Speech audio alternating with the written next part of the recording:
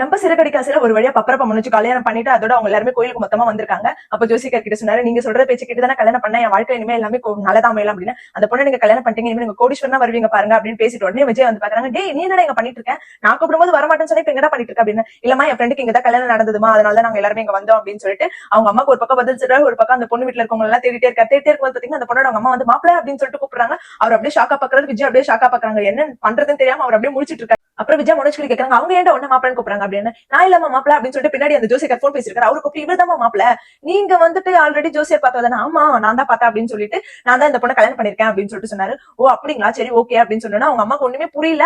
அந்த பொண்ணோட அவங்க அம்மாக்கு ஒண்ணுமே புரியல. ஒரு வழியா அந்த பொண்ணு வந்துட்டு பாத்தீங்கன்னா டக்குன்னு வந்துட்டு என் ஹஸ்பண்ட் அப்படின்னு சொல்லிட்டு மனோஜ் வந்து கூப்பிடா. மனோஜ் இல்ல நான் இல்லமா அந்த அவர் தான் ஹஸ்பண்ட் அப்படின்னு சொல்லிட்டு அவர் கையை பிடிக்க வச்சிடா.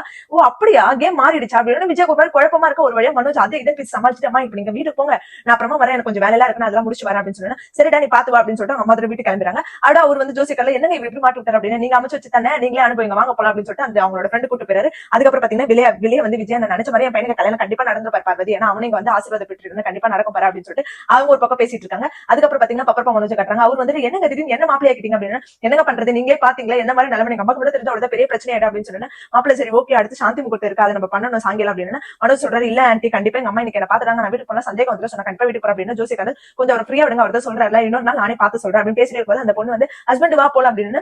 இல்ல கணக்கா இங்கே இரு, நான் போய் ஃப்ரிட்ஜ் பார்த்து உனக்கு ஆப்பிள் ஜூஸ் எல்லாம் வாங்கிட்டு வச்சுட்டு அதுக்கப்புறம் வந்து கூட்டு போறேன் அப்படின்னு சொல்லிட்டு ஒரு வழியா அங்க இருந்து தப்பிச்சு போயிறாரு. அதோட வீட்டுக்கு வராரு. வீட்டுக்கு வந்தோன்னு நம்மளோட முத்தி கேட்கறாரு, என்னடா பப்பரப்பா மனோஜ் வந்துட்டியா அப்படின்னு சொல்லிட்டு சொன்னேன். இவன் கல்யாணம் பண்ணிக்க மாட்டேன்னு ஒரு பொண்ணு சொன்னாலப்பா, அந்த பொண்ணு வந்துட்டு அவனோட ஃப்ரெண்ட் இன்னொருத்தர் கல்யாணம் பண்ணிக்கிறாரு, அவருக்கு நல்ல மனசு, இதே மனோஜ் கல்யாணம் பண்ணி அந்த பொண்ணோட வாழ்க்கை சீரழிஞ்சிருக்கும் அப்படின்னு.